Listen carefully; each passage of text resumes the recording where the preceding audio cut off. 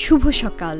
আজ শুক্রবার 18 এপ্রিল 2025 খ্রিস্টাব্দ, 5 বৈশাখ 1432 বঙ্গাব্দ, 19 শাওয়াল 1446 হিজরি। 1971 সালের 18 এপ্রিল কলকাতায় বাংলাদেশ মিশনে প্রথম বাংলাদেশের জাতীয় পতাকা উত্তোলন এক ঐতিহাসিক মুহূর্ত। মুক্তিযুদ্ধ চলাকালে ভারতের মাটিতে এই পতাকা উত্তোলন প্রবাসী বাঙালি ও মুক্তিযোদ্ধাদের মনোবল জুগিয়েছিল।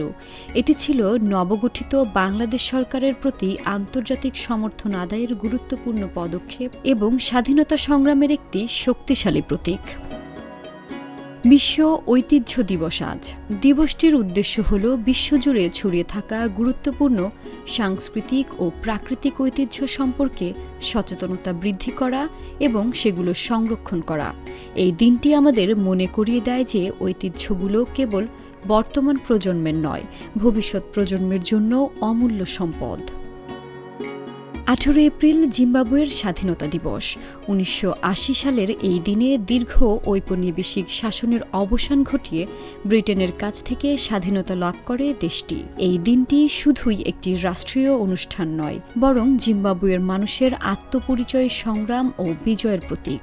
স্বাধীনতার প্রথম দিনে দেশের প্রথম প্রধানমন্ত্রী হিসেবে শপথ নেন রবার্ট মুগাবে, যিনি স্বাধীনতা আন্দোলনের একজন অন্যতম নেতা ছিলেন। আইপিএলের যাত্রা শুরু হয় 2008 সালের 18 এপ্রিল, যা ক্রিকেট ইতিহাসে এক নতুন যুগের সূচনা। বেঙ্গালুরুতে অনুষ্ঠিত আইপিএলের প্রথম ম্যাচে মুখোমুখি হয়েছিল কলকাতা নাইট রাইডার্স এবং রয়্যাল চ্যালেঞ্জার্স ব্যাঙ্গালোর।